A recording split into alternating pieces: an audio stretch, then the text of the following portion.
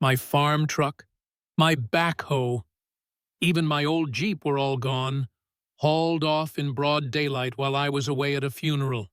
And when I pulled back into my driveway, I found the gates wide open, my security cameras smashed to pieces, and 7 terrified horses scattered across the pasture. That's when it hit me. The Homeowners Association, a group I never even signed up for, had gone from petty harassment to full-blown theft and sabotage. And the worst part? They thought they owned me, thought they owned my land, the very soil my family had kept for more than 200 years. I'm James Walker, and this story starts the day my siblings sold their portions of our family's farmland to a developer. My great-grandfather bought over 3,000 acres back in the 1800s, built his life and legacy on that land, passed it down to my grandfather, who passed it to my father, and finally, to us. My brother and sister didn't want anything to do with agriculture, so they sold their shares. I bought up extra acreage myself, determined to keep the farm alive. That's when trouble started, because the developer who bought their land built houses, and those houses came with a shiny new HOA. And sitting at the top of it all was Karen, the kind of woman who strutted in animal print skirts, carried herself like she owned the county, and loved telling people what they couldn't do. My first run in with them was when I got an envelope stuffed in my mailbox. No stamp, no postmark. Inside was some bogus contract welcoming me into their HOA. I laughed, sent a copy to my brother, he's an attorney, and he told me flat out it was illegal to even put that junk in my mailbox. So I tossed it back in, marked return to sender, and thought that'd be the end. But Karen wasn't the type to take no. A week later, I come home from town, bags of feed and groceries in the truck, and there they are, 2 men in fancy coats and Karen herself, waiting on my porch like snakes in the cold. They started lecturing me, telling me I had to abide by the HOA's policies, and that part of my land was going to be rezoned. Rezoned for what? For them. They wanted to push me into selling. I told them to leave. Plain and simple. They smirked. Didn't move an inch. That's when I backed my big diesel down the drive, hooked a chain to the bumper, and made it clear their shiny cars were about to become scrap metal if they didn't get moving. The way they scrambled, hell, Karen nearly lost a heel running to her SUV, was worth it. She screamed back at me, "You'll regret this, Walker!"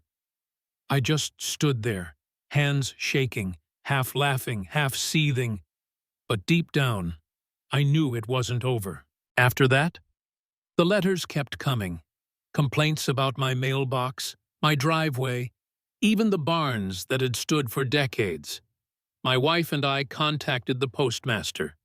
And sure enough, the HOA got fined for misusing the system. I thought maybe that'd cool them down. But it only lit a fire under Karen. One quiet afternoon, I got the shock of my life. A lien notice on my farm. Documents I'd never seen before. My stomach dropped. A lien meant losing the land if I couldn't fight it. My wife sat at the kitchen table, holding the paper with tears in her eyes, whispering, "James, what if they take it?" That night I couldn't sleep. I sat on the porch, watching the dark fields, feeling more alone than I ever had. I wondered if I was being stubborn, holding on to a farm while everyone else was cashing out. Was I crazy? Maybe I should just sell, walk away, stop dragging my wife through hell. For a moment, I felt beaten, like maybe Karen was right.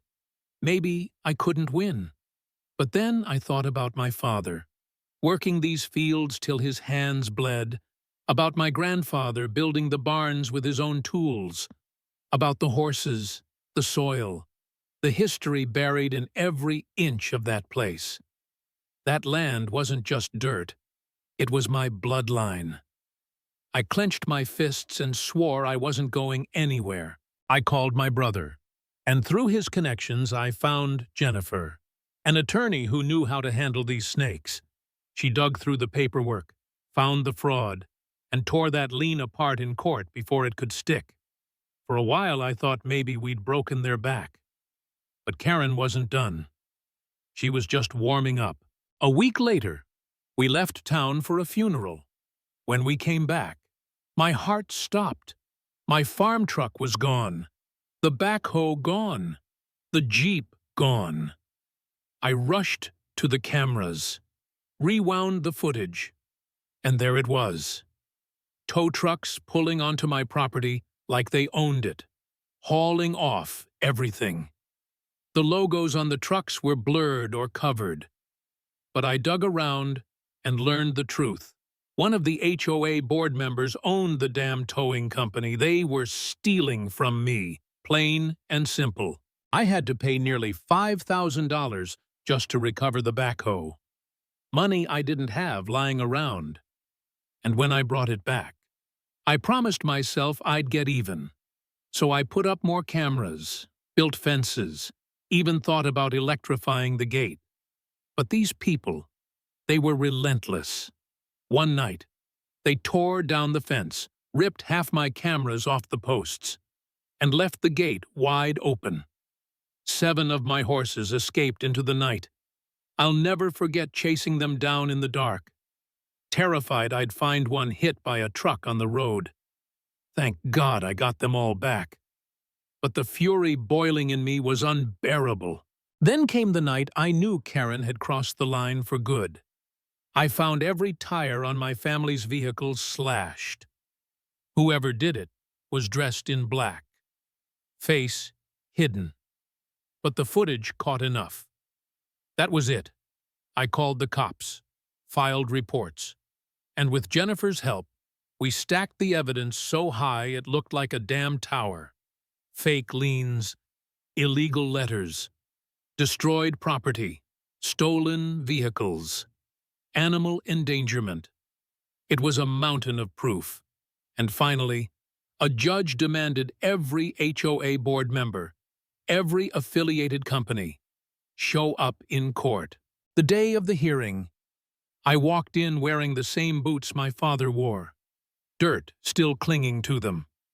Karen was there in her leopard print skirt, trying to look unbothered, but I could see her jaw twitch, her hands fidgeting. I laid it all out, footage of the towing, statements from the postmaster, invoices from the impound lot, pictures of the slashed tires, even a restraining order Jennifer had secured. The judge barely let her speak before slamming the gavel down. "From this day forward," he said, "the HOA and its affiliates are prohibited from contacting or harassing Mr. Walker in any way. Furthermore, they will repay all damages, towing costs, and additional compensation for harassment." Karen's face drained of color. The room went silent except for the scratching of pens as the ruling was recorded. She tried to argue, her voice cracking, saying it was community policy.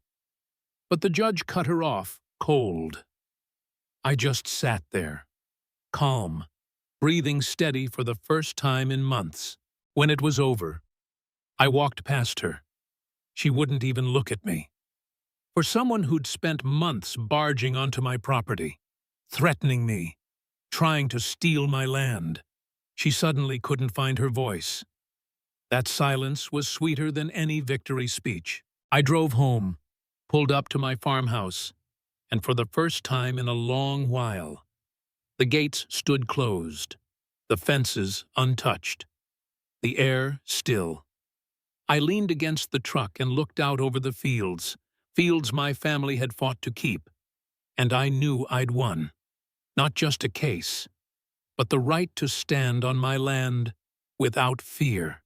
And if there's one thing I learned from it all, It's this. When bullies come after what's yours, the only way forward is to stand your ground. Because if you don't, they'll take everything.